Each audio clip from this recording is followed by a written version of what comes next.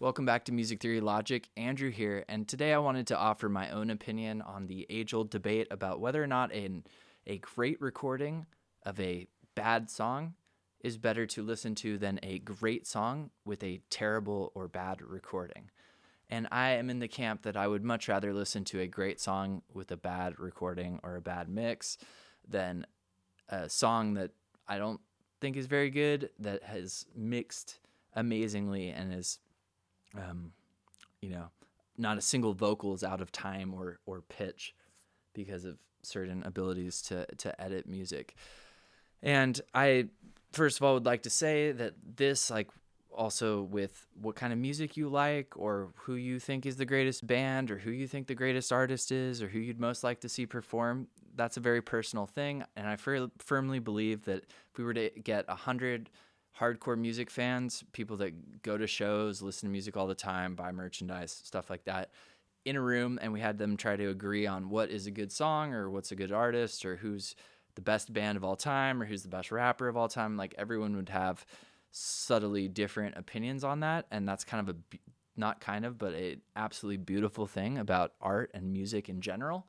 It would be so boring if we were all making exactly the same thing and we all listen to only the same stuff. Culture would be much just flatter with less depth.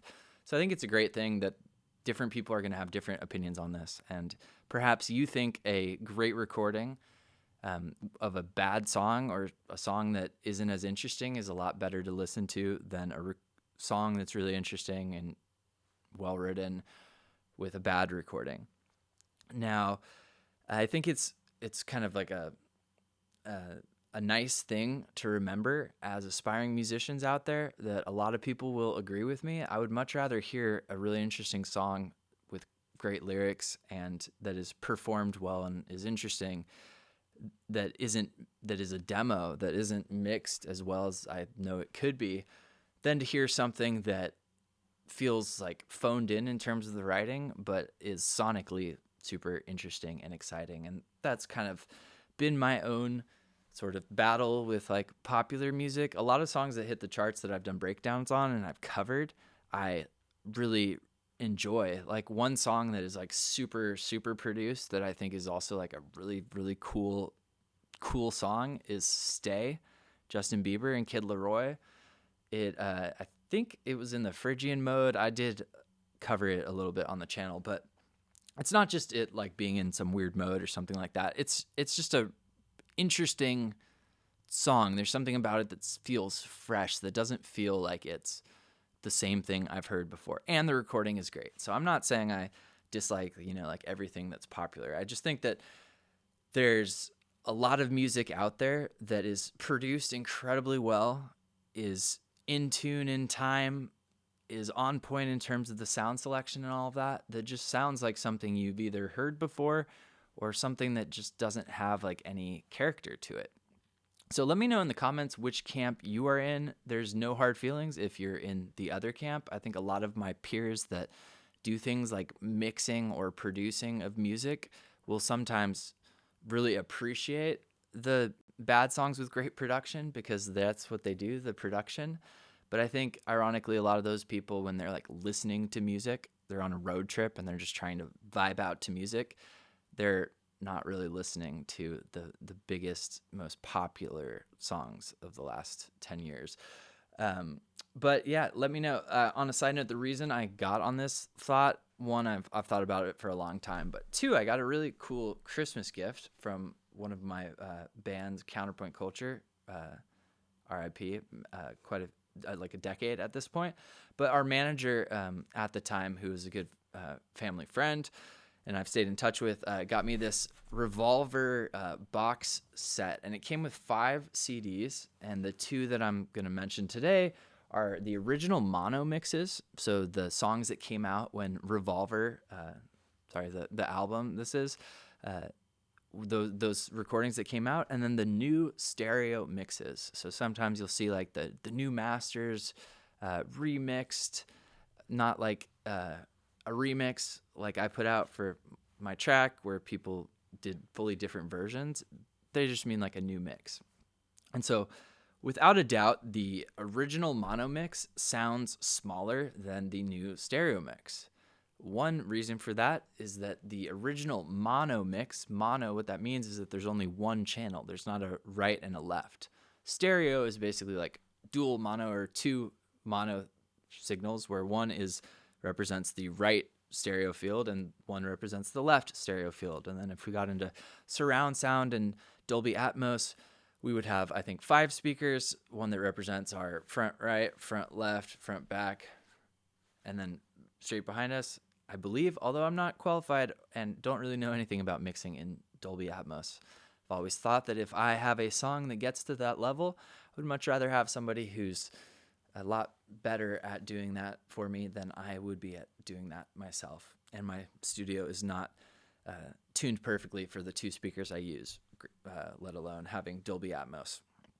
But the main thing I learned, or was thinking about from hearing these recordings, is that the song I'm going to talk about is Eleanor Rigby. Eleanor Rigby is the second song on Revolver, and the original mono mixes, again, sound smaller because you're only getting a mono signal. 2, they sound lower fidelity because the tools at the disposal of the engineers and mixers were more limited because this was many, many years ago. Should have known for the video, but if I had to guess, talking like 60 or like 55 years ago, a long time ago. And so the new mixes aren't just in stereo, but they have been worked on with all of the cutting edge tools of the modern world, primarily computers. Computers allow us to edit and to recall sessions and to have a sort of a cleaner, more sterile work environment, which some people don't like. But anyway, the new mixes, the stereo mixes, sound louder. They sound more dynamic. Everything sounds like it has more punch. It's bigger. Sounds great. But I would say that the original mono mix of Eleanor Rigby sounds as good, if not better, than many, many popular songs that I've heard that have much, much better mixes on them. And this is, again, a very personal thing, but I find it really helpful for those of you out there that are aspiring songwriters or producers or music makers like myself.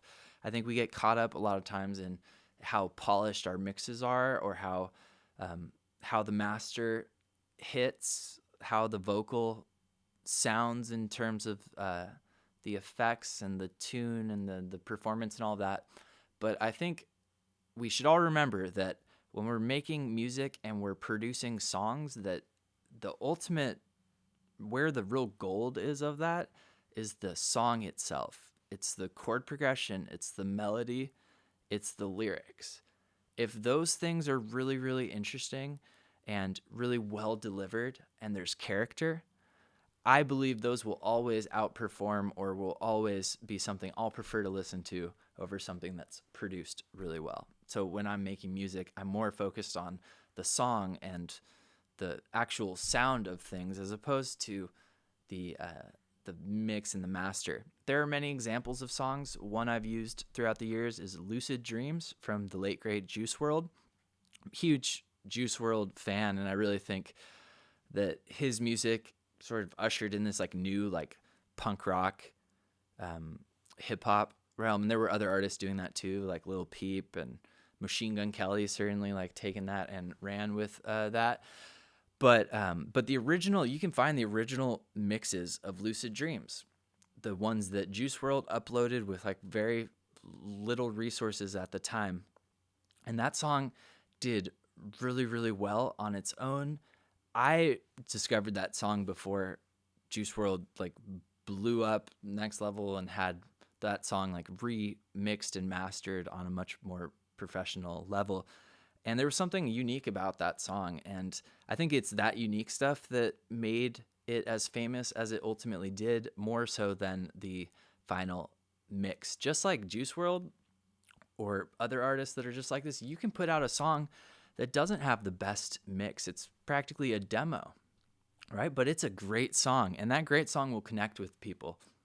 And when it connects with people, if it connects with enough people, there will be resources for you to redo the mixes, and just like the Beatles, to issue like the anniversary edition of your songs. So don't worry about all the super like analytical things about your mix. That can always be improved in the future. Anyway, I hope you found this helpful. If you did, you would help me out a lot by subscribing to the channel, and I will see you next time. Have a wonderful day. Cheers.